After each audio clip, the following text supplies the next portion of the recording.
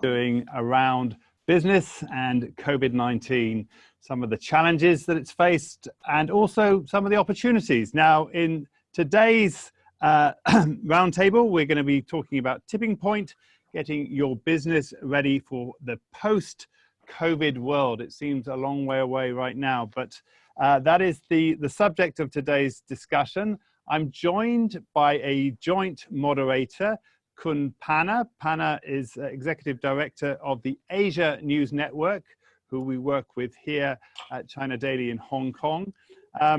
He is Executive Director, an alliance of 24 leading medias in 20 Asian countries based in Bangkok. He's also Chairman and CEO of Nation International Edutainment Public Company Limited, and was the editor of The Nation, Thailand's leading English language media during between 1996 and 2005. I'm going to introduce the other three speakers today first.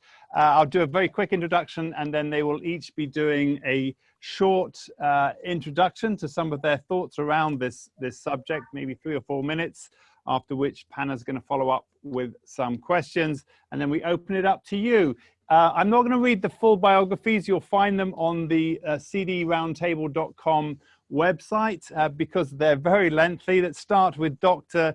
Daniel Yip, who is Chairman of the Federation of Hong Kong Industries. Dr. Yip, as well as being the Chairman of the Federation of Hong Kong Industries, is Managing Director of GEW International Corporation Limited, with over 30 years of experience in home appliance design and manufacturing. He has successfully led the company to transform from an original equipment manufacturer, an OEM, and original design manufacturer, an ODM, to an original brand manufacturer. He's further upgraded GEW from majoring in home appliances to the research and development and manufacturing of commercial appliance, which won the Hong Kong Awards for Industries Upgrading and Transformation in 2018. After that, we'll be talking to Mr. Da Wong, who's Vice President of the ASEAN China Commerce Association. Mr. Wong is a professional with 30 years of experience in global financial markets involving restructuring, portfolio, debt financing, fundraising exercises, and merger acquisition. Currently, he focuses in expanding the blockchain technology while transforming the asset business into a digital economy. Da is also an associate member of the International Rubber Research and Development Board, and driving his expertise in risk management among general commodity. His specified trainings have covered 20 countries, with clients coming widely from government ministries, exchanges, financial institutions, and brokers and private corporations. And finally, the third of our main speakers today is Mr. Calvin Choi, the Chairman of the Board and CEO of AMTB Group. Calvin Choi is the Chairman of this group and founder and Chairman of the AMTD Foundation. He's a seasoned banker with over 20 years of experience in investment banking, international capital markets, and professional auditing sectors. In 2019, Calvin was named Asia FinTech Leader by the Singapore FinTech Association, and in 2017, Calvin was selected as a Young Global Leader by the World Economic Forum. He was also selected by the Institutional Investor magazine as one of the Global FinTech Finance 35. Right, let's start with Dr. Yip. I wonder if you could start with giving us some of your insights into the subject that we're talking about today. I've got to say, in Hong Kong right now, where we are going through a third phase, the idea of a post-COVID world sounds very attractive. Tell us a little bit about your insights in getting business ready for that time. Thank you, Dr. Clark. Unfortunately, we are facing the third wave of pandemics. Because in May and June, we do see a better recovery of the pandemics. So in general, the trade, in general business, we feel a bit more positive. But the recent 2 weeks, I think the pandemic has worsened off. To give you some background, about the recent pandemics of how it affects the business in Hong Kong, I think the latest unemployment rate, we went to 6.2%, in June, and our general GDP decreased by 8.9%, in the first quarter, So on the manufacturing side, we have experienced the worst April ever, because a lot of our overseas clients, they have canceled, they have delayed their order, or even the order, that they already order, we already in the WIP, the work in progress. They told the manufacturers to hold up, So that caused a tremendous pressure for the manufacturers on the cash flow situations, and also on the workers, the salary conditions, But nevertheless, we have done a survey by Federation in later part of June, we found out, the situation has improved a little bit. Compared to April, 40% of our members, they comment, they have a slight rebound on the new orders, So it looks like the economic situation, has improved a little bit, So how do we overcome this difficult period, I think there are a couple aspects, that we can look at, So first of all, look at the government, I think the government, the Hong Kong government has been very proactive to help SME industries.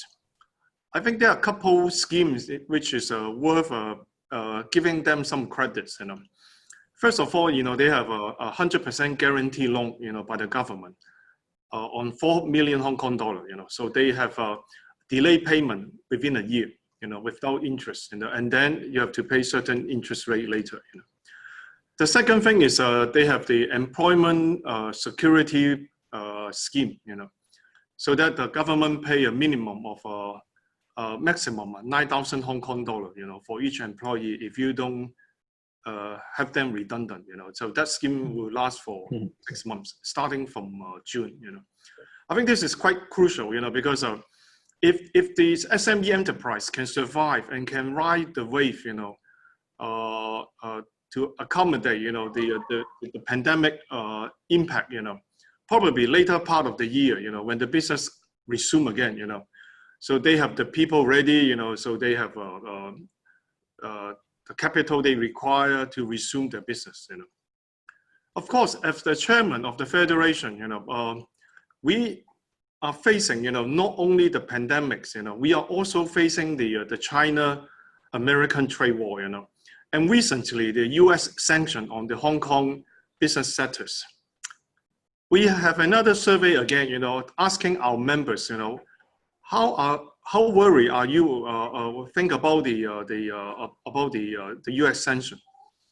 The answer is 80% of our members, they respond, the effect will be very small, That I can understand, because the total Hong Kong export made by Hong Kong and export to America is less than 1% of the total Hong Kong export.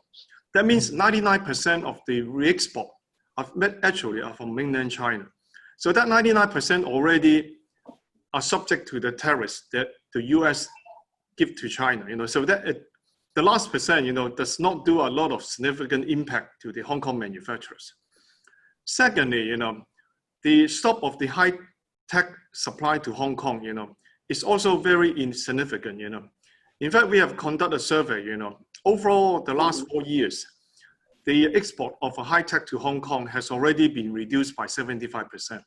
So that means over the last 4 years, the USA already, they are limiting, and constraining some of the important technology, the high or crucial technology shipping to Hong Kong, So in general, the US sanction, does not cause Hong Kong industry a lot of big impact, But nevertheless, relying on the traditional USA market, for many manufacturers will be a big risk.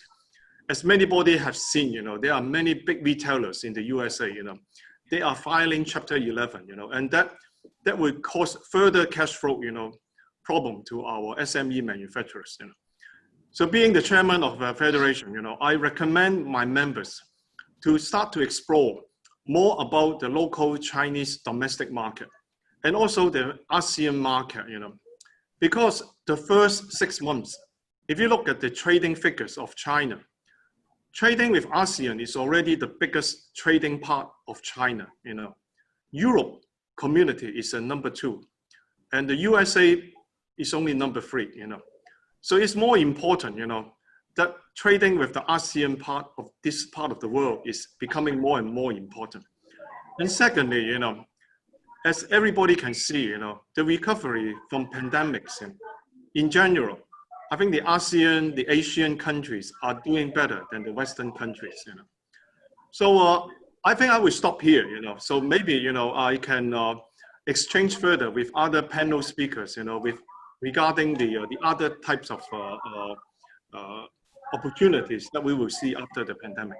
Thank you. Thank you very much, Dr. Yip. We're starting to get questions coming in. If you have any question, either if you're watching this on Facebook or you're watching it on Zoom, please just put it in the comments down below and it will make its way over to my phone, so I'll be able to read some of those out. But let me start with Panna. Do you have some follow-up questions for Dr. Yip? Yes, I understand that you have been helping companies, Hong Kong companies, to move to mainland China and ASEAN. And particularly here in Southeast Asia, you have some agreement with Amata Industrial Estates. Could you tell us a little bit more about this? Okay, yes. Thank you. You know, in fact, actually, last year, November, you know, we have a visit to Bangkok. You know, we have signed a few MOUs, you know, with the Eastern Commerce Corridor, you know, the EEC, you know, and we also signed with the Federation of Thai Industries. So the MOU that we signed is because over the last 2 years, we've been facing, you know, a tremendous trading pressure, you know, from the USA, you know. And I think one of the key factors is you need to relocate, you know, your manufacturing out of China in order to secure further business. So our slogan is a C+1, is China +1, you know.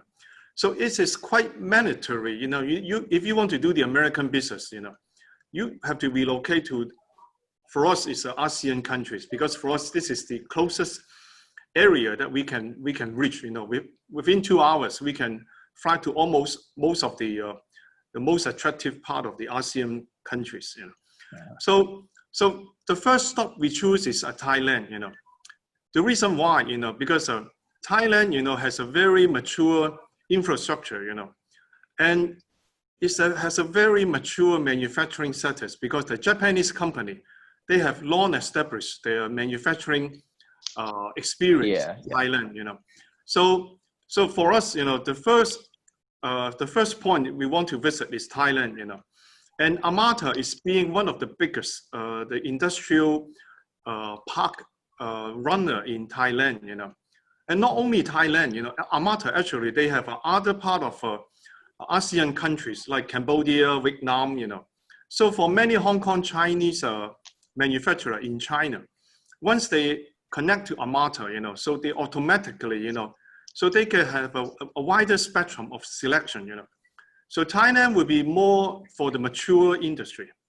But if you need more labor-intensive kind of country, you know, you can go to Cambodia or Vietnam, you know. So I think Amata, he already have the network for our members to choose, you know. I think they have a lot of experience how to work in different countries, you know. I think that is the main reason that we work with Amata first, you know, as our first partner. Okay, just one quick follow-up question.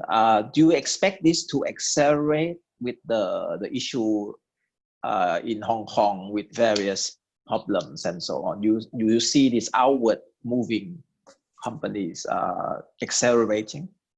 I know it is a very interesting question. You know, in fact, you know, I do check. You know, I think over 2000 compared to 2019 and 2018, actually there are 40% more investment coming from Hong Kong to Thailand on the relocation of the factory. You know. I think the similar figures you will see, probably on Vietnam or in Cambodia, So, so I do see, because of course, right now is an important moment, because now, people are having some cash issue, So whether they will move at this moment, immediately, because of the travel ban and other things, But I think right after the pandemics, I think they will make a more efficient decision whether they will speed up the relocation. Yes, thank you. Thank you, Dr. Yip. I have one question that's come in from Nanaril Yao, who's asking, this is a Hong Kong specific question. Since COVID-19 has been rather unstable, do you foresee this year's Hong Kong economy to be the worst in history for Hong Kong manufacturers? I think Hong Kong, in general, we can call it a perfect storm, because we have three unfortunate things all happen at the same time. We have the pandemics, we have the China-US very tight tension, and also the US sanction. I think that will be one of the worst hit year. But of course, if you look at the 2009, the financial crisis, that is also a very difficult year, But of course, this is to a different extent, But this year, I have to say, the pressure is not hitting every industries. There are some industry, they have been avoiding the heat, Okay, let's talk about the industry that hit hardest. Are those apparel, shoes, hat, jewelry, watches. They have been hit very hard, because people cannot go outside, But other part of the industry, like the electronics products, electrical home appliances, all these gymnastic appliances, all the gears, and all those computers, they are all in a very hot demand, So there are pros and cons, So, but in general, it's a difficult year, I can say this, yes. And I'd like to say that in the previous 3 roundtables we've had some great people who've come in who have been beneficiaries, people who've been able to exploit, or say exploit, but make good as a result of the COVID situation, as you said, like people in electronics. I want to move over now to Mr. Da Wong.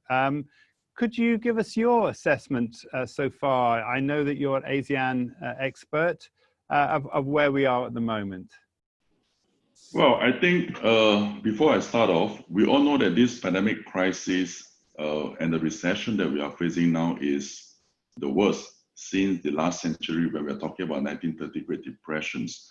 All right. And if we compare this current pandemic crisis to over the last 3 decades, all right, talking about 97 Asian crisis, and 2008, the subprime crisis, and currently what we are facing through, all right?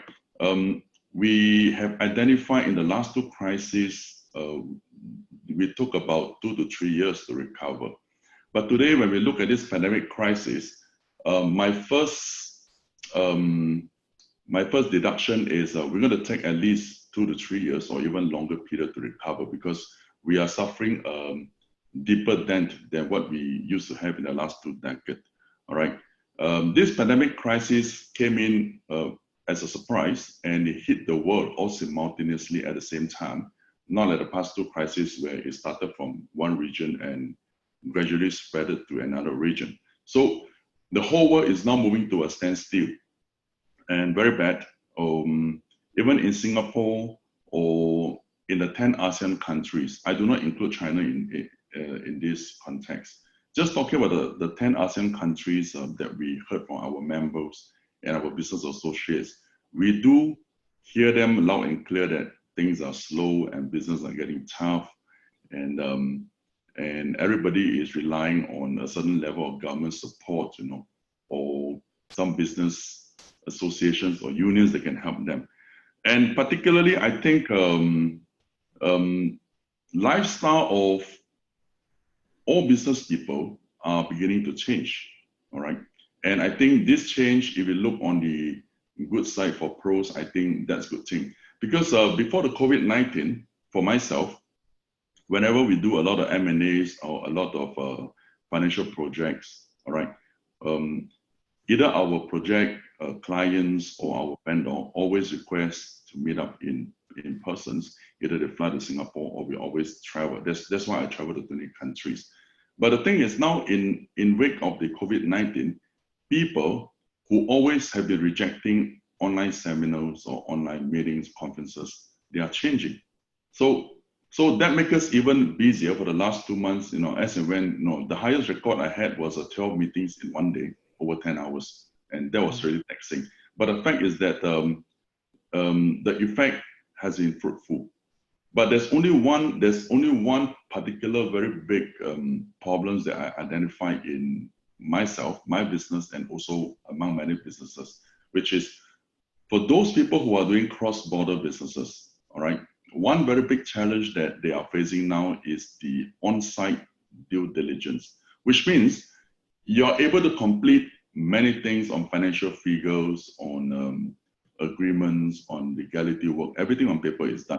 But the fact is that you are not able to conduct an on-site due diligence due to the ban in travels and difficulty in going cross-border because people are not traveling. We all know that. So the solution that we have gathered after this COVID-19 is that we are looking to set up a lot of cross-border affiliates or even business partners with professional bodies that in the future, if we need to do such an on-site due diligence, we may not need to travel anymore. We will just assign and talk to our cross-border partners to carry out such a task. I think everybody needs to change the way they do business from now onwards. And talking about this crisis, but what I also foresee is, as I mentioned earlier, that we're going to take 2 or 3 years or even longer to recover. But what I'm more worried is this pandemic, as many people mentioned that a vaccine could be out by end of this year. Some people say next year. But personally, I think it should be out sometime next year, which I hope that it can be done within the next 12 months. I do not foresee that it's going to be released within the next 6 months because due to a lot of trial tests, and you got to make sure that it is well tested by a lot of humans, that it is fit for human consumption before whichever pharmaceutical company can put it out into the market. But having said that, all right, damages have been done and very badly on global basis among a lot of businesses. So what I foresee on the cons side, okay, on the negative side is especially we know that not only ASEAN or Asia, in America and Europe, a lot of sovereign debt has been increasing because of added stimulus, printing more monies, which are necessary at this time to support the crisis. But the whiplash effect that will come in probably 2 or 3 years or even beyond that is the pile up of the sovereign debt that eventually will still affect the market in the long run. So that is something I'm more worried about. Personally, I do foresee that businesses around the world is going to be tougher and more challenges are the obstacles that we're going to face now. And another thing that I want to add on to the first speaker is we foresee, as we all know now, there's a change of global supply chain. Okay, manufacturers are moving out. So this is also going to disrupt a lot of industries, especially the manufacturing side. So we do need to really think, transform, change, whether to adopt new manufacturing, engineering, technology in the coming months to years, because we all know that a lot of offices, even in Singapore now, all right, we are limiting the daily workers coming to the office. Either we are breaking up them into team A, team B, or team A, team B, team C. So whether in manufacturing or in admin office, we are not having a full labor force. So the first change that we have to start to adapt to is working from home. All right. The second thing is able to work in a smaller team. All right.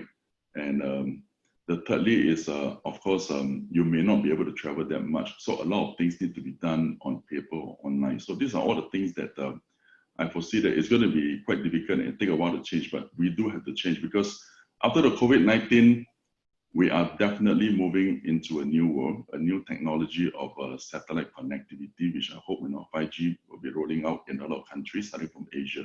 So in that sense, I think if we lean on the right side of the businesses, there should be more wealth to be made and more success stories to be made in the entrepreneurial world. I shall stop here. Thank you. Panna, do you have a follow-up question? Yes, I have on your concern over the debt in the coming years. You mentioned the high burden on the government debt. Private sector debt, is that burden will hamper the ability of companies to invest and expand, maybe let's say 2 or 3 years down the road? Definitely, I believe there will be an impact. All right. For instance, let's take an example, an outlook from my industries. When we are advising on a lot of M&A cases, all right, or on fundraising or restructuring of any corporations, regardless they are private equities or listed companies, we always try our best to limit the debt ratio of a company at not more than 40%. All right, anything I think 20-25% is still healthy. But currently, as we are looking at a lot of new portfolios, we do realize that the debt ratio of a lot of companies are increasing, probably going to 50, 60, or even 70%. And these are the companies that they are still functioning, revenue is still coming in, but most of the net profit are being retained to pay debt. So if they are listed company, that means either they are not paying dividend or they are paying very little dividend. Okay, this is on corporate basis. And on the other hand, on national level, I do realize also a lot of central banks running into budget deficit because of printing new monies or issuing more bonds. As I mentioned earlier, in the short term, I think we have no other solutions. This is what we need now. But going beyond that, 2 years or 3 years time, in 2 or 3 years time, I strongly believe there will be a whiplash, okay? And this could go back to the years in 1991 when I was very new. I was a rookie in the financial industries. At that time, I remember in the US, there was a collapse in junk bonds market. Okay, what do we mean by junk bonds market? That means a lot of corporate companies are issuing bonds that are unrated or maybe beyond even grade C or D, junk bonds. And they are raising funds and they are paying high interest rates. And eventually the market couldn't take that kind of pressure and the whole industry collapsed. And a lot of banks, institutions, underwriters, issuers, or until the last sector, which we call the investors, the end investors, lost huge money. And this is something I'm quite worried about, and I foresee that, yes, it could happen, all right? Not trying to discourage everyone, because at the end of the day, I think the regulators or the banks, they really have to do a proper risk management before they issue bonds. Because from this COVID-19, every day there are 10 companies talking to me, and I would say 9 of them are looking to raise funds. Okay, and out of the 9, I would think probably 1 or 2 qualify, and the rest are just like, no, just give me money. I need to expand my business, or I need to make my business move on. So this is the excuse. No, we can't say that they are wrong, but the thing is, even though funds are coming into their company and they are able to move on, but my question is, are they able to survive and start to turn around after 2 years or 3 years? Which I believe at that time there could be another debt crisis coming in. So this is a chicken and egg thing. We have to really be very vigilant and prudent about this topic. Yeah, thank you. Very clear. Very clear. Thank you. Thank you. Thank you, Mr. Wong. I do have one question that's come in. This is from a Nelson Ilham. He's saying, I agree that finalization of deals, including the on-site signing, due diligence requires face-to-face meetings, but how do we get governments to expedite the reopening of business travel? It's very important to reestablish this connectivity. Oh, that's a good question. Yep. Okay. I have not been traveling for the last 7 months, which I have been, you see, I used to travel every month for the last 16 years. But this year alone, for the last 7 months, I have not been traveling. So I could only take Singapore as an example, all right, to provide an answer for this. For example, over the last 2 weeks, in the Singapore tourism industries, all right, a lot of agencies or even the government or the tourism board, we know that traveling is impossible.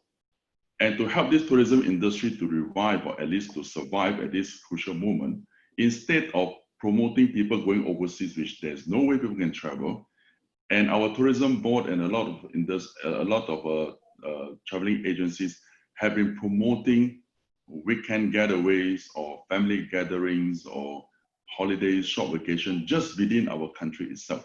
So people may think Singapore is such a small island, where can we go? Yes, there are a lot of places we can go, like Sentosa, or even weekends, you know, having a small group that visit botanical gardens, Singapore zoological gardens. So I think when it comes to tourism, a lot of countries now, they should change their plan, okay? Instead of promoting traveling on cross-border, they should be promoting their home ground and their domestic places of attraction. That is one way to actually keep the industry at least moving for the time being.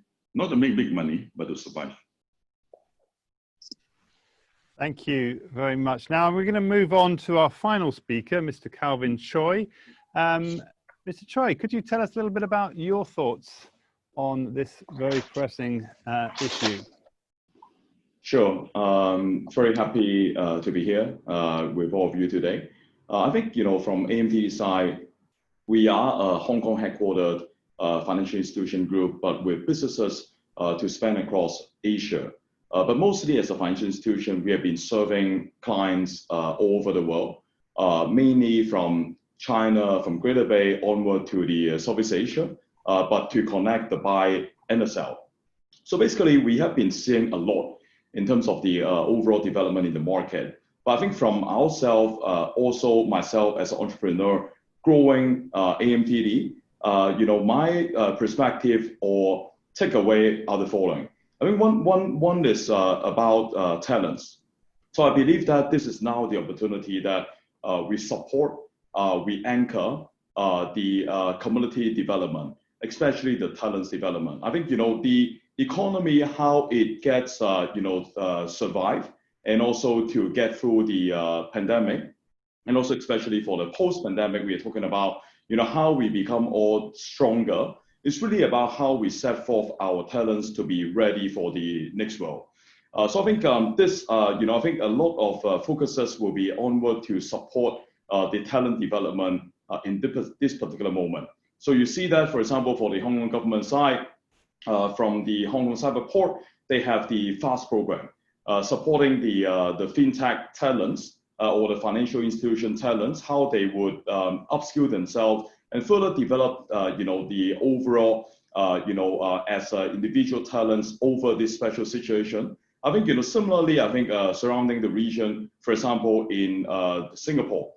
So we have the honor to work together with the Monetary Authority of Singapore, with MAS, and also with the Singapore FinTech Association to roll out what we call the solidarity scheme of things. So one is the AMTD Solidarity Investment, to invest into fintech companies, innovative companies during this special moment in time, to help them to anchor their sustainability over this special situation. And onward, there is also the MAS, SFA, AMTD Solidarity Grant. Basically, similar to the FAST program by the Hong Kong Cyber Port, is really to give them the short-term money over this special, difficult moment in time. So I think, you know, this is actually more than just giving out money token, but also giving them the right exposure, practically helping the talents to further grow. We are very glad that we partner with the Hong Kong Polytechnic University, that this is now the first fintech school in Hong Kong we set up, you know, 2 years ago, now giving out PhD degree in fintech. So how we actually support the talents to upskill, to professionally train, and to get further ready, I think, or increase their overall, you know, skill sets, I think, over this special moment in time. The number two, I see that, I think it's very important that you have a very clear vision.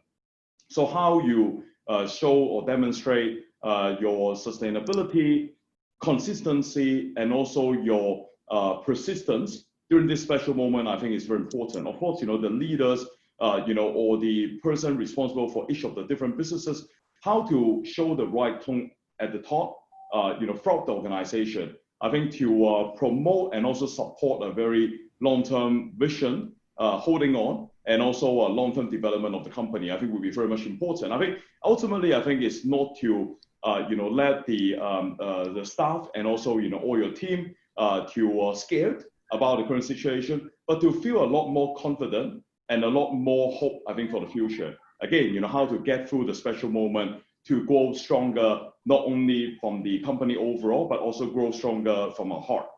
So I think another point that we see, I think it will be very important to aggregate our network of power of resources. So, now in this world, I think it's really about partnership approach.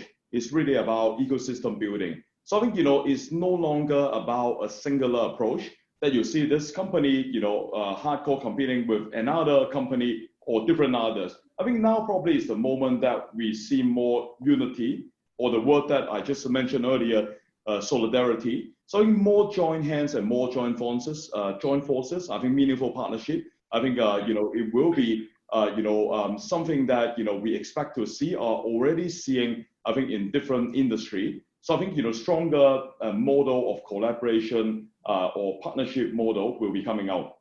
Then I think finally, I think it's about how we become smarter. I think in this world, I think it's really about promoting smart economy, smart city. So I think all this IoT or digital channels or tools or gadgets, I think will help a lot. I mean, now that we are all together, connecting through virtual space as well. So I think I agree with Mr. Da Wong. I think earlier mentioned about this year seems to be actually also same in my case. I think one of my most business years over the past few years. So previously I would be the kind of person that I would do trips to within a week to New York, to Europe, and back actually from the Middle East and going around the globe. And I fly very frequently. But I think now is the only special moment that I think for the past months, and more than that of time, I've been stationed in Hong Kong. But then I think nothing has actually stopped us, from connecting with each other. So the digitalization's pace actually get even more, faster than before. So I think everything, hopefully will be moving towards a better world through, I think, a more digitalizing world. I think everyone, living our life more digitally, I think, or smarter way. So I think this is something that, we all hope that, post COVID-19, the world will be better. Thank you very much. Panna, do you have a follow-up question? Yes, your company is one of the companies that have seized an opportunity. You are in fintech, and recently you took over a company called Policy Power, which I understand that's the insurance. Both insurance and fintech are on the upside despite COVID. Can you tell us a little bit more about the Policy Power activities in Southeast Asia, please? Sure. Thanks for the question. I think, in fact, I think early on, no matter the two speakers, no matter Mr. Da Wong or even Dr. Daniel Yip, have been talking about that. It's really not situating your businesses or developing your business in only one single place or one single country. I think now we are seeing more opportunities for regionalization. So I think on the overall basis, from Hong Kong, I think further growing ourselves, from size to size, and also growing, further over this special situation moment in time. We have been actually eyeing opportunities around the whole of Asia.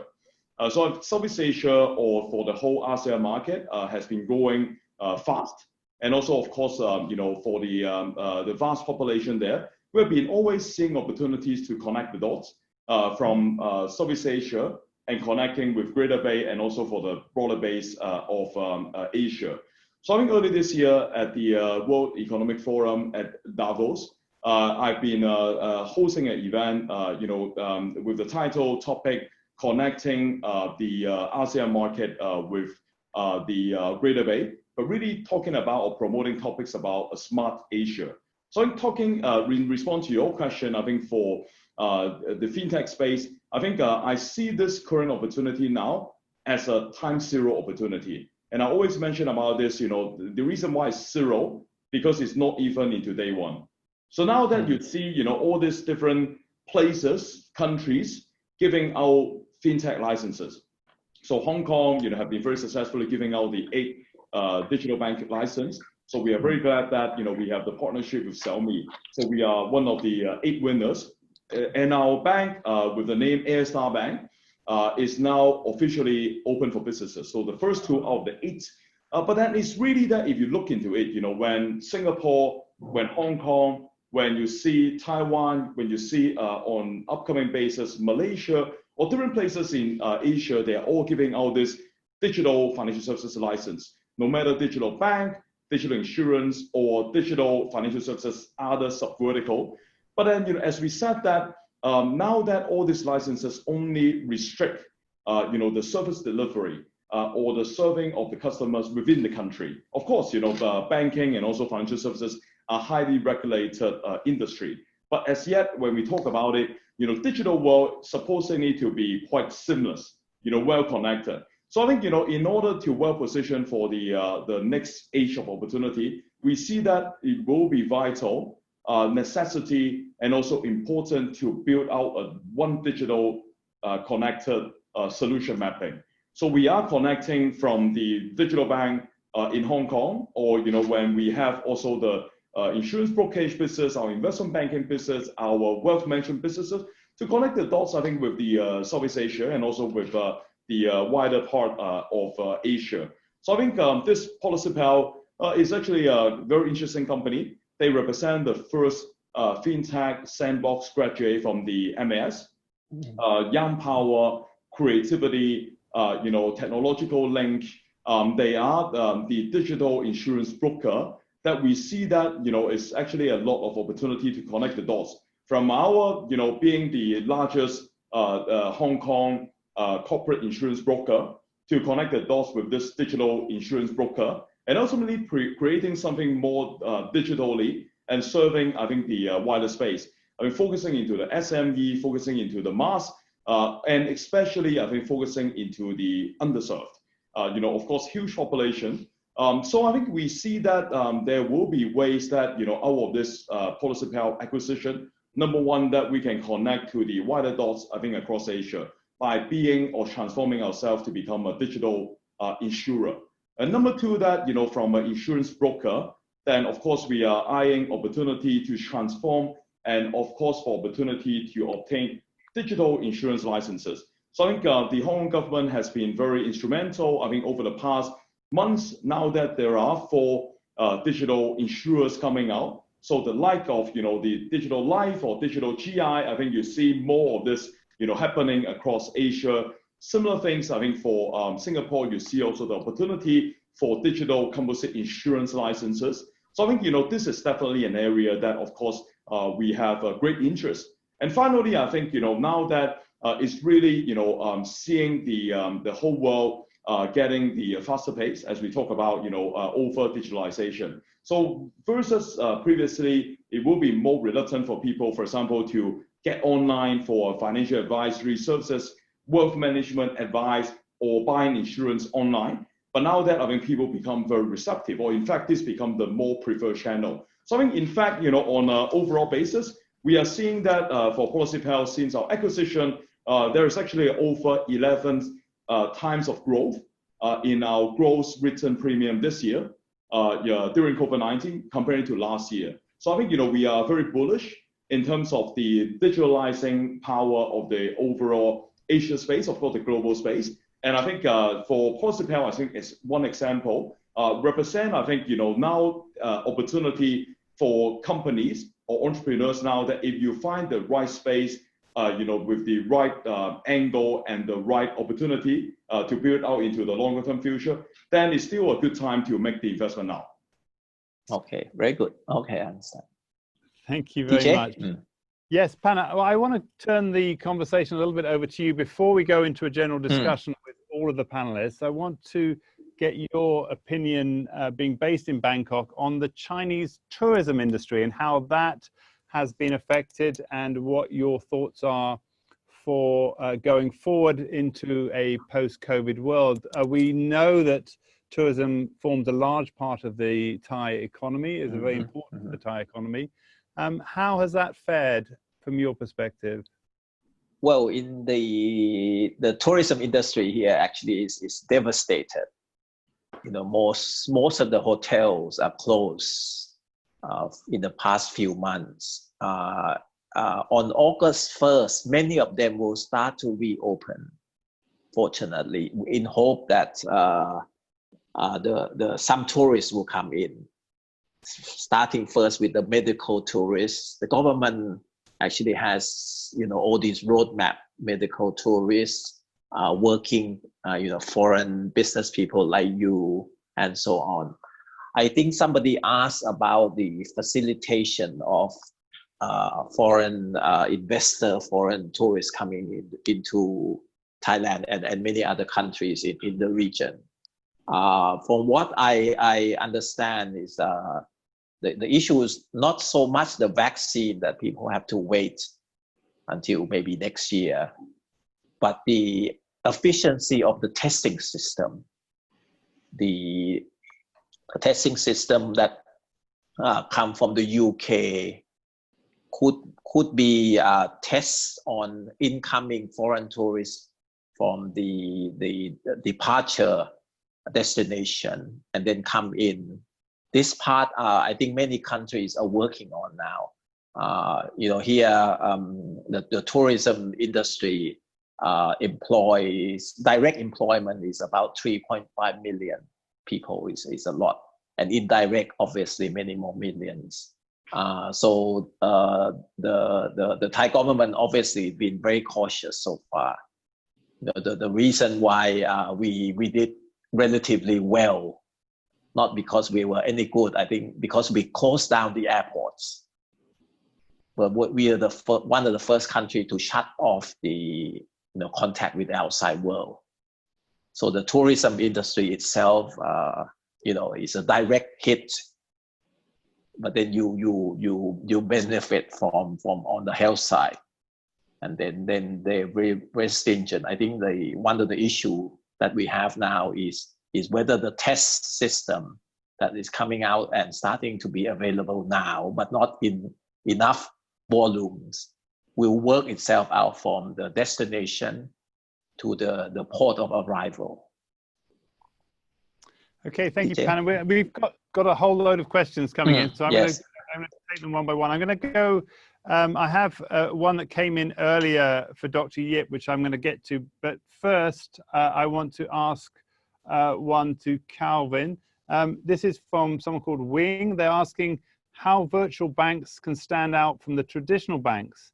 Do you think there's a growing demand for virtual banks?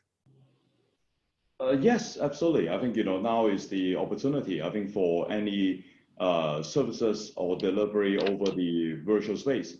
I think not only that, you see that there are multiple times of volume online. I think for payment transactions this year. I think during the pandemic, but also I think that the behavioral changes. I think of the younger generations, and now that I think the virtual space of financial services opportunity are huge. I think I also explained a little bit earlier that I see that the opportunity is not just about building something virtually in a particular space, but I think how we can become a more open platform basis to connect the different dots. I think now that the customers, they are with greater power, that they are demanding a lot more than previously. That especially the timing when they situate online to shop for something, to spend on something, or to basically demand for any financial services products or services, you only have that particular moment and one point in time that you can offer your services. So I think I see the opportunity is you need to be a lot more holistic and total solution than before. So I think that is also one of the overall mindset, or in terms of the vision from AMTD side, that we want to build one connected digital solution. That we are not just into digital banking and into also digital financial services, other sub-verticals. So that I think you become more comprehensive in terms of the services you provide. And this is not only to as far as to retail consumer, but same thing I think for other corporates, or if you look into also the more wider communities, the SMEs, right? Because I think the cost of in terms of time and also in terms of their overall shopping for the right product, I think it's really much shorter duration now. That I think they ought to find some platform to provide them total solution power. So I think this we see there will be a lot more opportunity than previously. Thank you. Okay, I want to go back to Dr. Yip. This is a question from, sorry, let me say again, it's from Nanaril Yao. It's about the US-China relations. He's saying that Mr. Yip mentioned that the June survey showed improvement in orders received by his members, but China-US relations are way worse in July. Do you think such improvement can continue? What is the implication on the Hong Kong economy? So from our survey, we've been checking with our members. Actually, the statistics that's showing, for them, actually the biggest trading partner, even for my manufacturers, number one is Southeast Asia. So number two is the EU, in the European community.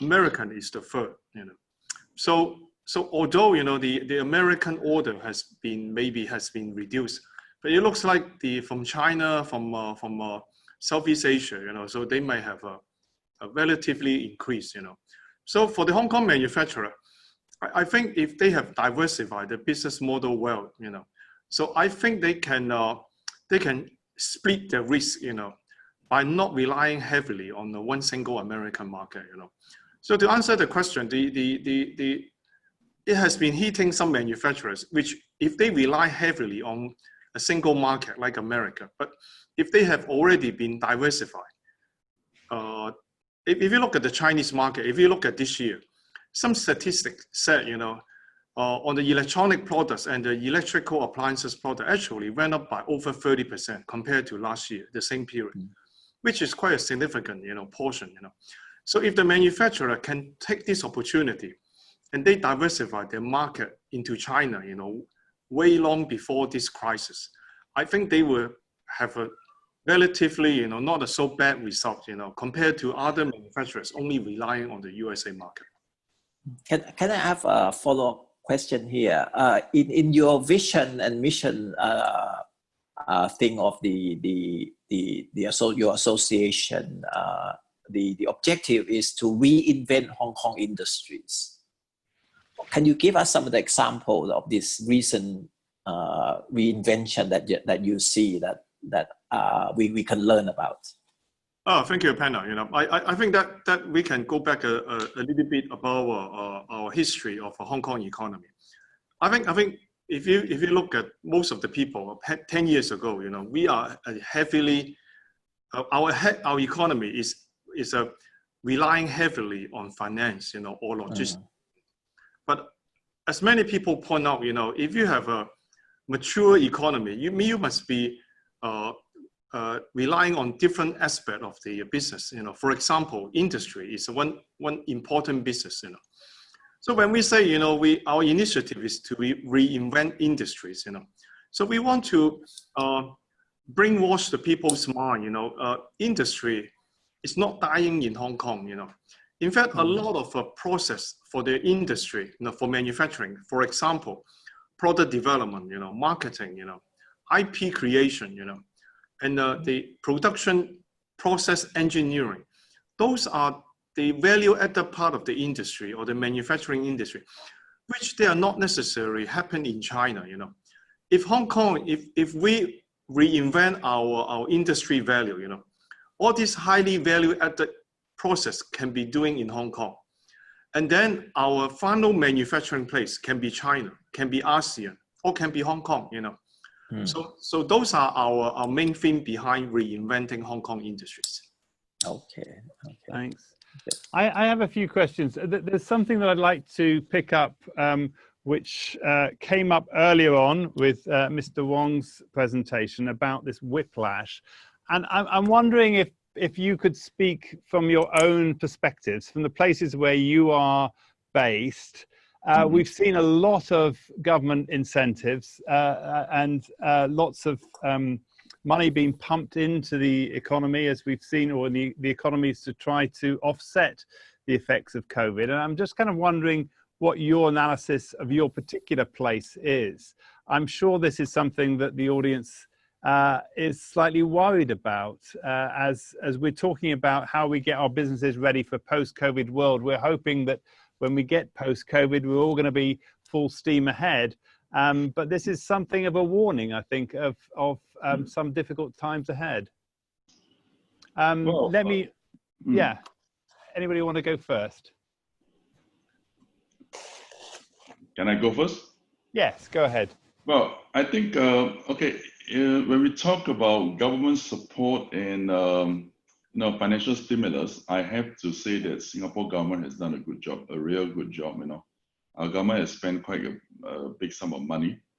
However, we should not forget that the government will not be able to support the entrepreneurs or the citizen forever. There is always a timeline, whether it is 3 months, 6 months, or up to 1 year. And all the stimulus rolled out by our government sometime in April, May, or June, it should be fully utilized by end of this year. All right. So currently, I feel that a lot of entrepreneurs, a lot of SMEs in Singapore, we are still quite well cushioned, although the demand has gone down and business has been quite bad, But I have been advising a lot of my friends or my clients who are in the business and telling them that, no, you should really start to look for a change or the transformation, especially as we move over the year end to 2021. Because even though if we move into a new year 2021, and our government is still willing to support by rolling out new stimulus, I really don't foresee it will be as attractive as what we have seen for the last 2-3 months. And in Singapore itself, that's true enough. I think tourism is one of the industry that suffered the biggest hit, then followed by entertainment business. Because currently, even though if we go out for dinner or going out for have a small drink with friends, all the places are closing down at 10:30 and cannot open beyond that.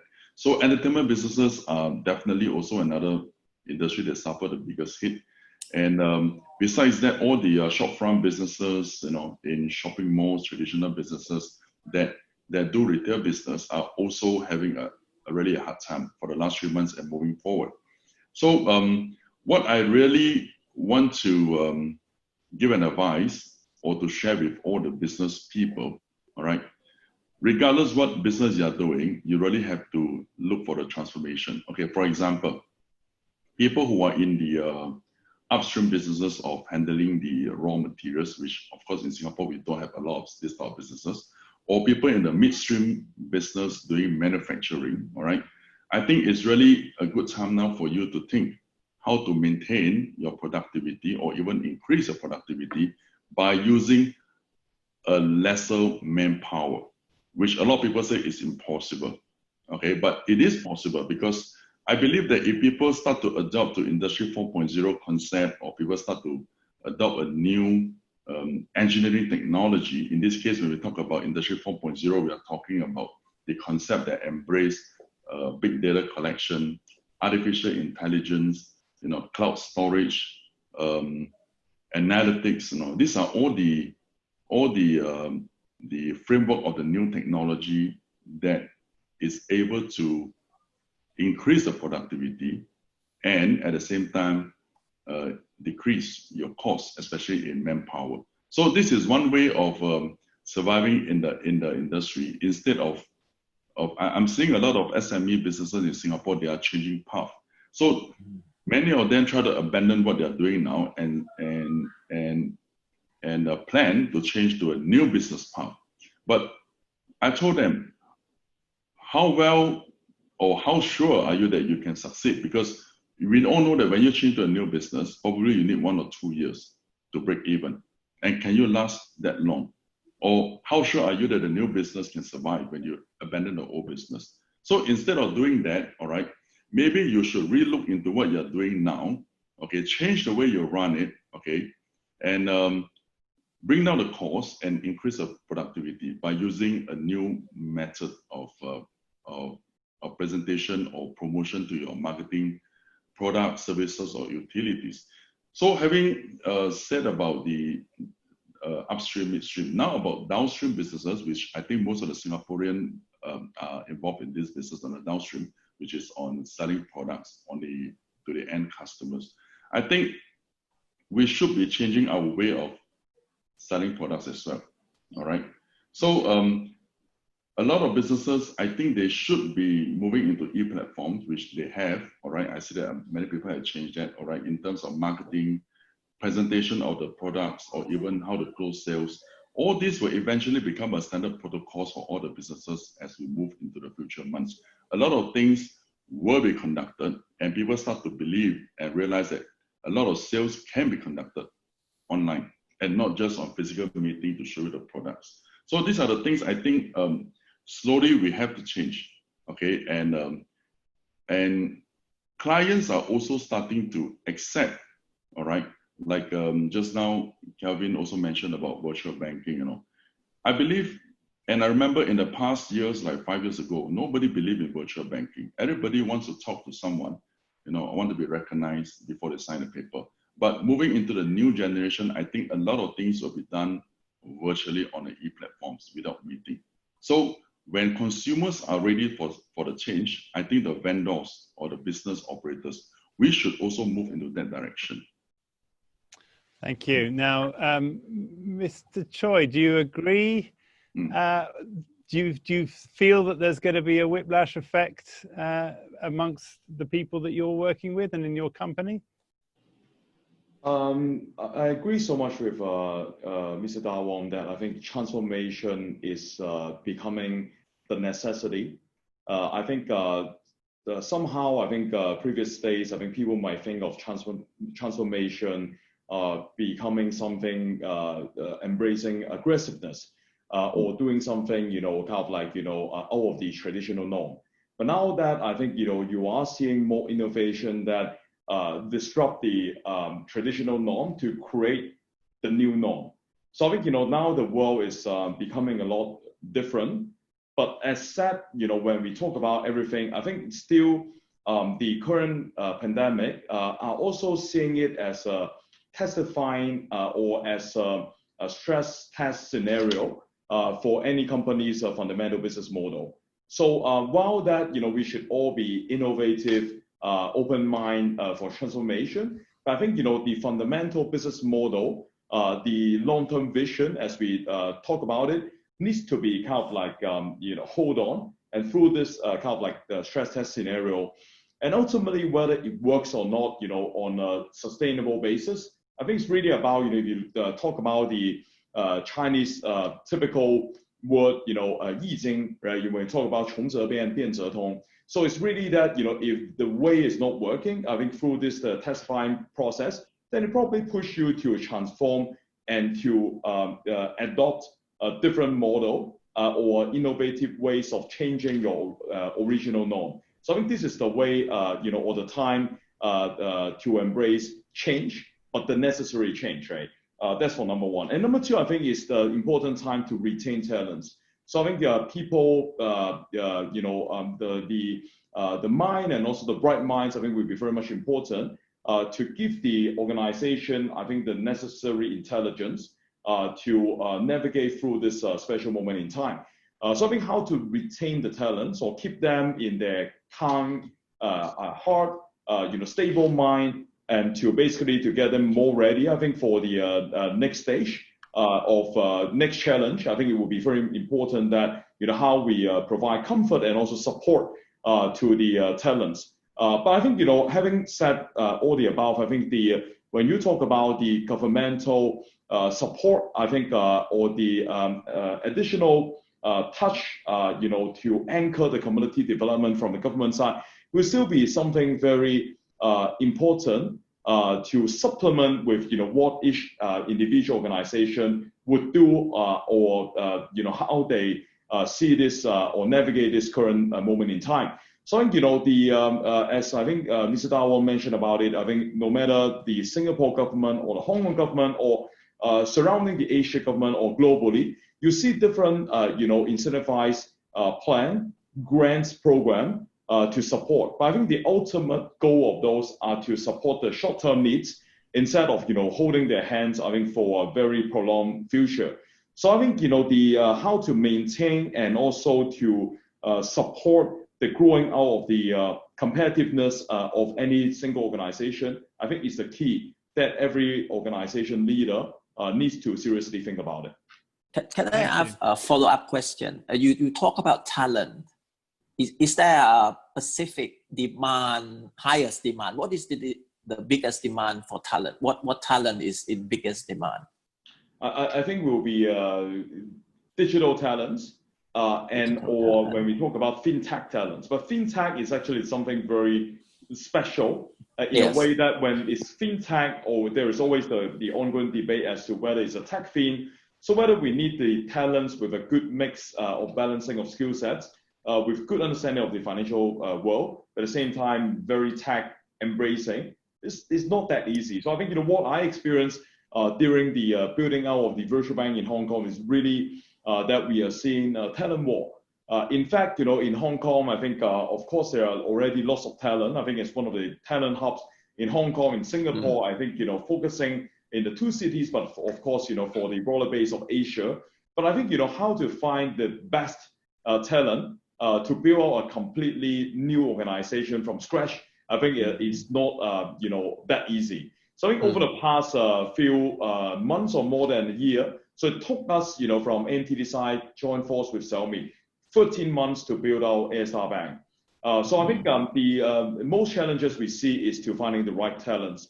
So I think you will see that also over the past few months, alongside building up of the 8 banks, there are also some reshuffling of the talents, maybe from this digital bank onward to that digital bank. Very glad to share that we are among the different banks, one of the most stable staff force that we've maintained. So I think onward seeing the digital operators or digital banks building out across different places in Asia will be a lot interesting. So it's really seeing the reshuffling or relocation of different talents, especially fintech talents across Asia. Okay, interesting. Thank you. I have a question which is related to this whiplash, which I'm going to give to you, Panna, which is looking at the tourism industry. It comes from Raymond Yap. He's saying, I'm particularly interested in knowing how does the badly hit tourism industry can transform itself post-COVID. Some said that the airline industry needs 3 years to fully recover. Well, from what we see here, the initial phase of this COVID is that many of the hotels transform themselves into different classes of quarantine accommodations. So here down the road, down that Wireless Road, if you're familiar, you can book in quarantine at 4,000 baht a night, about $150. And then you get 3 meals and so on. The only thing that you can't do is to move around. So you stay in your room when you fly in, you stay in. So many of this, and then you go down the different level of hotels in Bangkok, in Pattaya, near the airport. So you see that so this is the part that the tourism industry want the government to allow the medical tourism customer to come in, because let's say Bangkok or Singapore, particularly in this area, are hubs for hospitals. So many people from South Asia, from Myanmar, and so on. So this is one part. Second one is, as somebody has mentioned, on domestic tourism, the government is now subsidizing up to 50% of the accommodation costs. So if you book into $100 hotel, they will subsidize $50 and so on. So we just had a long weekend here. The hotels in most location which you can drive to, people are still afraid of aviation flying, but they drive. So all the hotels in the nearby vicinity of Bangkok were all full in the last weekend. So this is the second. So we have problems of hotel overcharging and so on, which is a good sign. You know, bad news sometimes come out well. Aviation is a problem. Aviation, both in terms of people are afraid of flying, but many of the airlines here are taking some new strategy.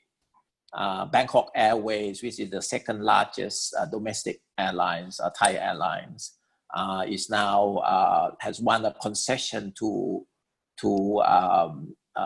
build a new airport, third airport, Thailand's third airport at Utapao. Utapao is further down from Pattaya.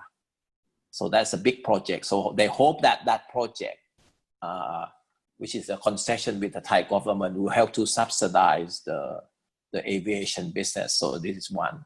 Air Asia have moved from, is moving part of its operation from the second airport to the main airport, Suvarnabhumi Airport, which is where all the connecting flights. So they're preparing to replace or compete with Thai International, which dominates at that airport. The Thai International is now in receivership. So its ability to maneuver will be limited. So Air Asia is preparing for this growth. Actually, the Thai Air Asia financially perform better than the Air Asia parent company for whatever reason. You know, so the Thai Air Asia still has is still the number one in terms of customer here. So I think they're preparing, but it will not be easy for the aviation industry. Thanks. I'd like to get to Dr. Yip on that earlier question, sorry, about whiplash. Based in Hong Kong, you probably have a better sense. Now, as far as I understand, Hong Kong had reasonably good reserves and it was well placed for its stimulus packages. Do you see that there's going to be a knock-on effect in the coming years after COVID? Actually, I think you have certain impact, you know, about our reserve, you know. But I have to say, you know, the way, if you look at how the Hong Kong government are spending or subsidizing on some of the scheme, you know, I think for the long term, you know, that may be very useful for the industry. Let me give you one example. Just 2 days ago, you know, the government released a 2 billion Hong Kong dollar funding scheme for reindustrialization.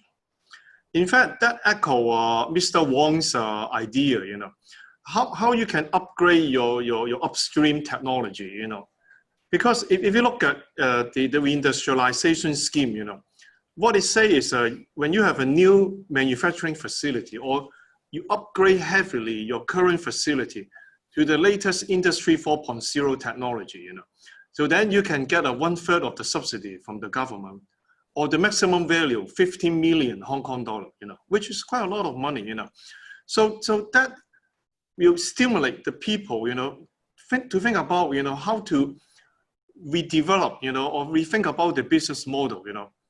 Because now everything is stagnant, you know. I think with the stimulus from the government, you know, that will help the people, you know, that thinking ahead, you know. As Kevin said, you know, it's a digital world, you know.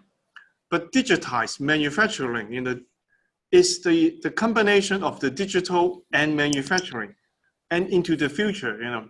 I think government is looking at the future, you know.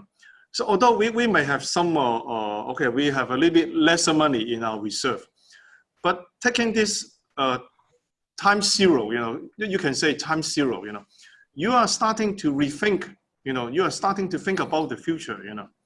So digital is a magical word, you know. It works for the fintech, also work for the manufacturing, you know. So so this is what I think I also agree with Mr. Wong, you know. I think this is a golden time to think about it, you know. Good, and this concept of smart Asia, I think that Calvin talked about as well, was something I want to bring up. I have got one question that came in earlier, which I didn't get to, which is specifically to Mr. Calvin Choi, and this is from Valerie Fong. Valerie is saying, what is your view towards the startup environment in Hong Kong? What's your advice for startups and SMEs in this challenging business environment? I have been very much involved, I think, through the Cyberport angle. I sit on the advisory committee, seeing a lot of support from the Hong Kong government side, no matter from the Cyberport or from the Science Park, or holistics, you know, based on different association types, industry alliances, doing a lot of support program to anchor the startup.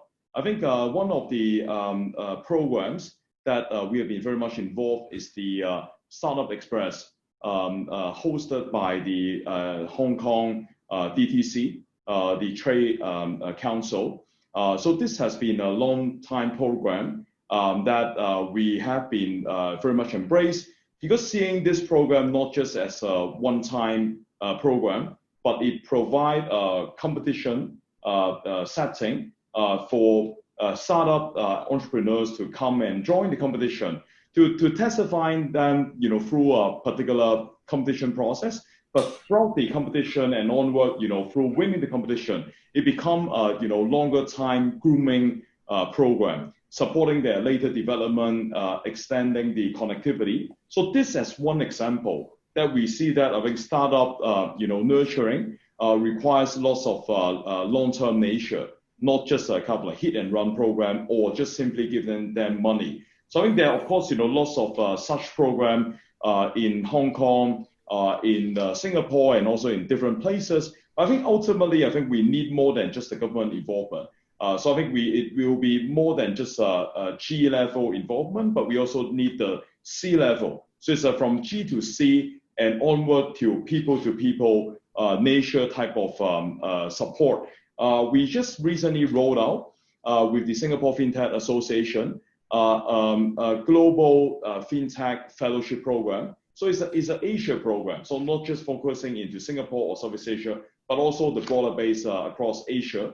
So I think it's alongside the same concept that we will handpick each year no more than 10 FinTech entrepreneurs, but to support their next 5 years of growth journey, to allowing them and providing them the support for worldwide, a round trip of connectivity. So it's only through a practical connectivity that we could provide to these startups, and also I think through some ongoing nature of connectivity that we can help the startup more than just, again, right, through some money token. So I think we all need to do a lot more, and I think the startup community in Hong Kong, I think is growing pretty fast, and I'm pretty bullish about the future of it.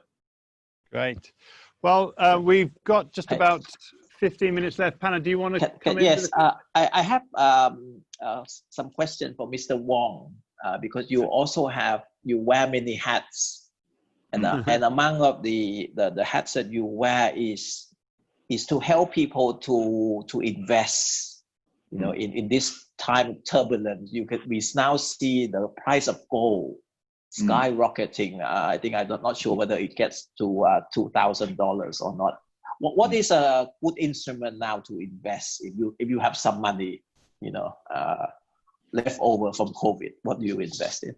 Okay, that's a good question. I think actually since like 6 months ago, I have been doing a lot of talk in Singapore radio, newspaper columns, which I mentioned about gold and silver, all right, precious metal, we call it, are probably the best instrument for you to go into now, okay, particularly with a few reasons behind that. Number one is because there are a lot of market volatility, a lot of risk factor in the global market. such as U.S.-China trade tension, as sovereign debt is increasing because of more printing monies coming out in Europe. And all this actually will instigate a lot of fear.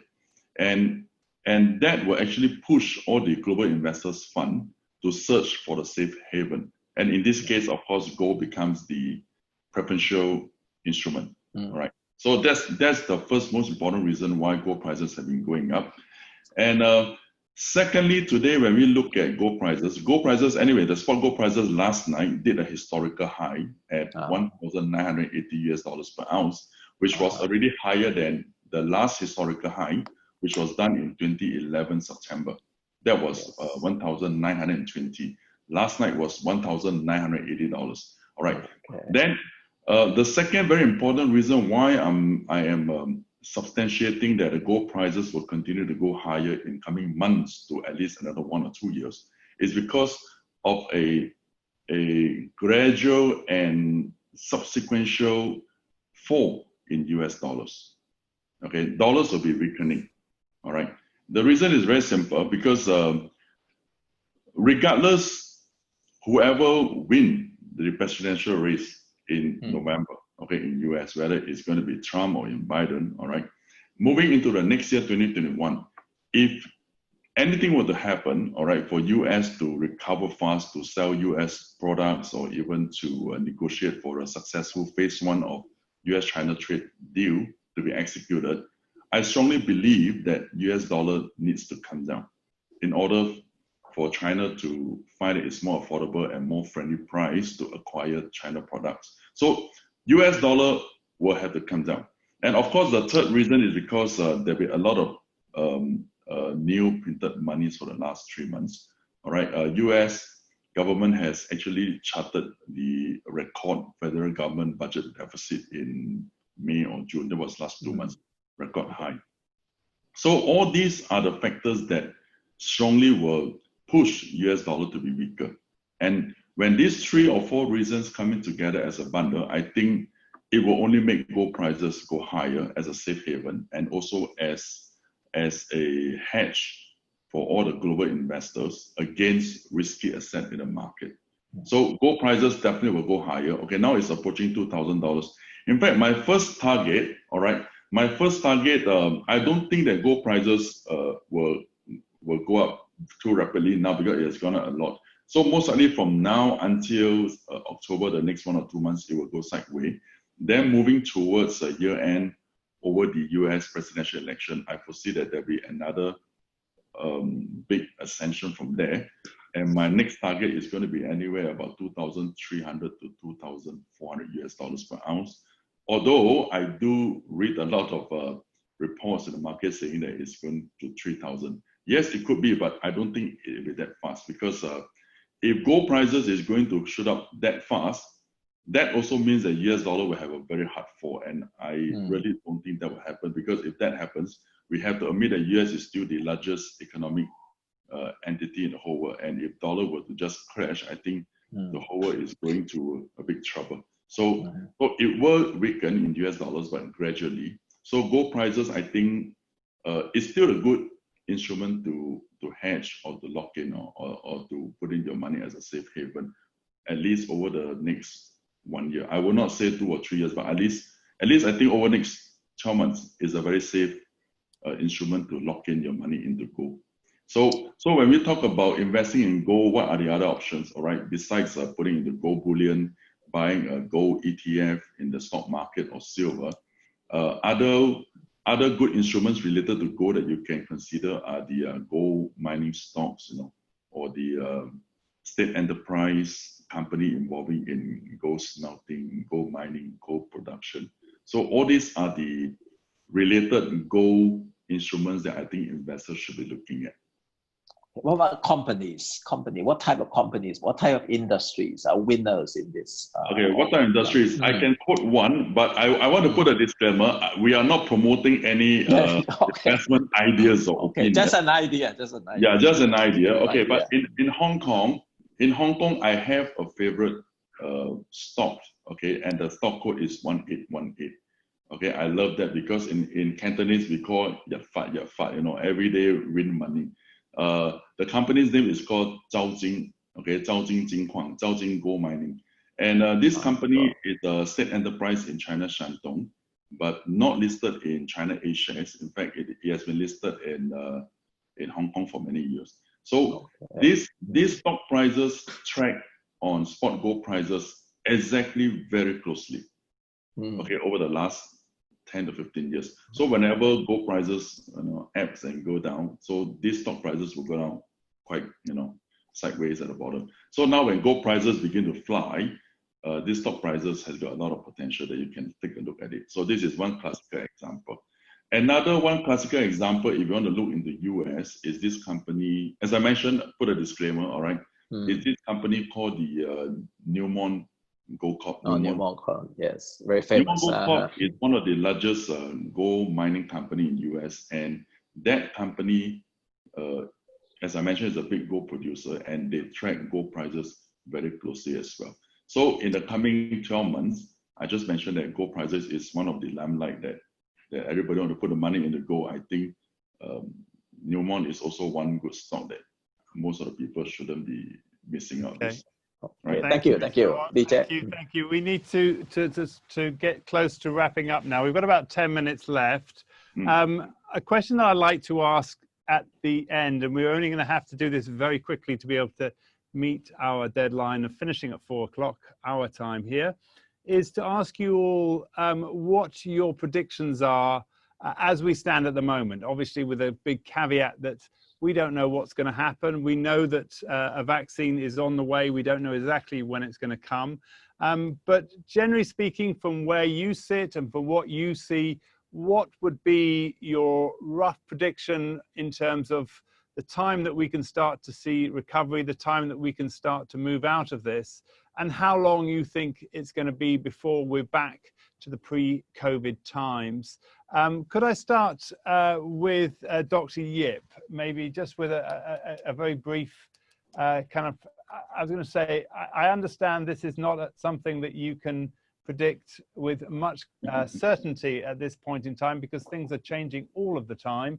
But I think in terms of the audience, it's interesting to see what you're thinking and where you think we are, when we think we are likely to get out of this.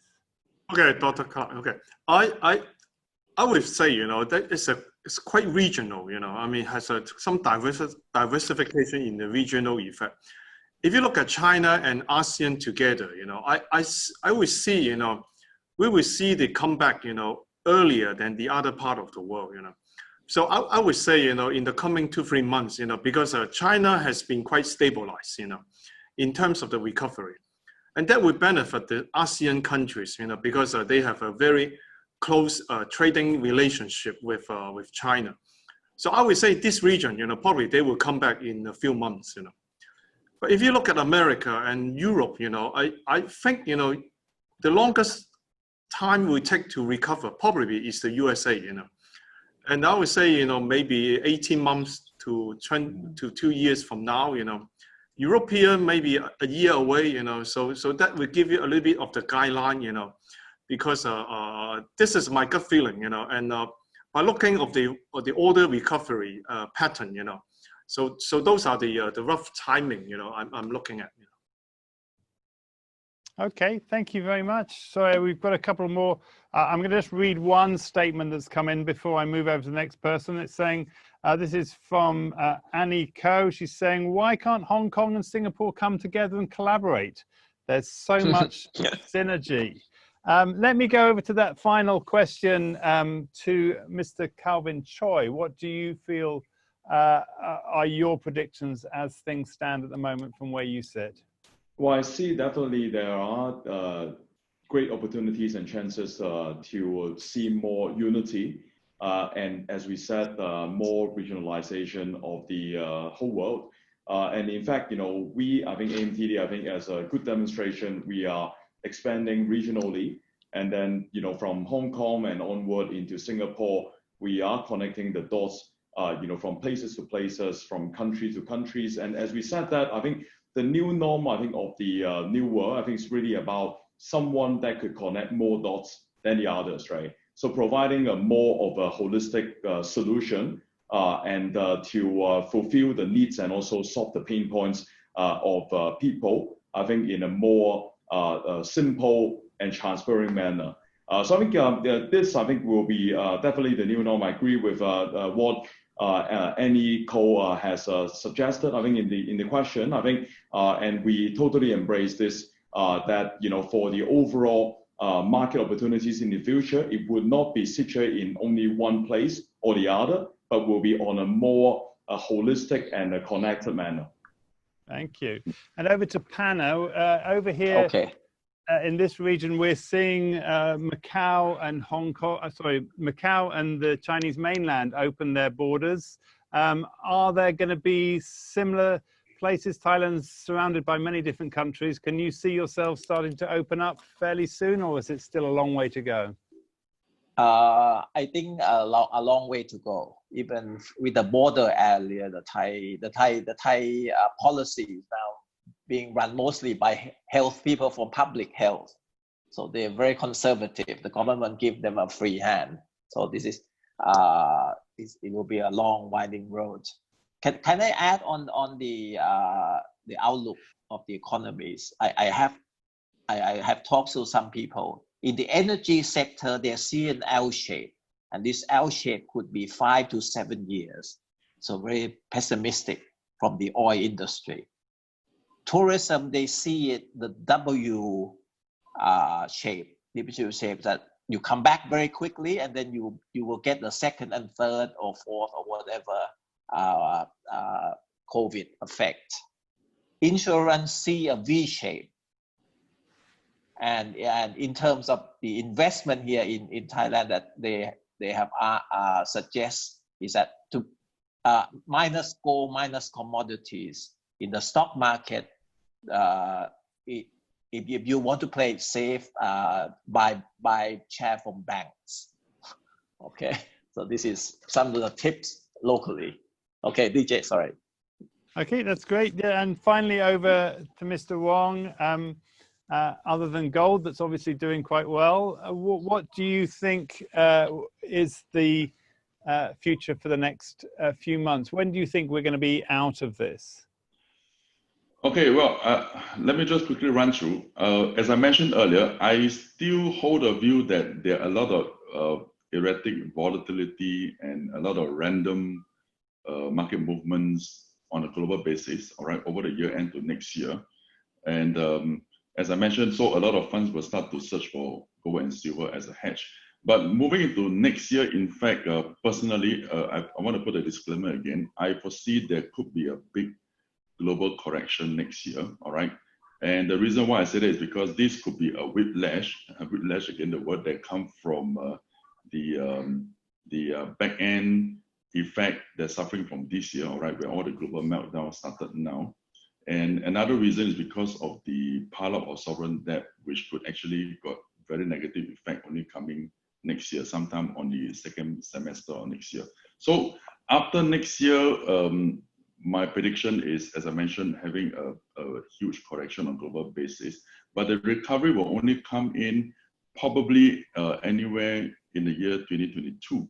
So when we move into the post-COVID-19 and a post-correction, going from 2022 onwards, 23 and 2024. And in that post-era, I foresee most of the companies will be recovering, of course also including aviation, but the fastest recovering and the high growth industries at that time, it should be any companies or any technology that embraces the high-tech gadgets or involving 5G or satellite connectivities, you know, high-tech companies. So these are probably bringing all the investors into a new era of leaps and bounds. And I will not be surprised going into those years from 2023 to 2025 or 26 in the next 5 years from now. We should be seeing all the market higher than the previous top. That means another new historical high again. So it's a good time now to start planning your risk portfolio, your new investment instruments to prepare for the next 5 years. Because anyway, success in investment need to be planned. Thank you very much, Thank Mr. you. Wong, and thank you to all of our panelists Thank who you. joined us Thank you. today. It's been a fascinating discussion. Of course, you'll be able to watch this later online if you want to, either at the cdroundtable.com website or through Facebook on their Facebook page or on Zoom also. We'll be recording this and putting this out later. Thanks for your time, and we hope to be back with you fairly soon with another roundtable, probably looking at the same issues again. Bye-bye.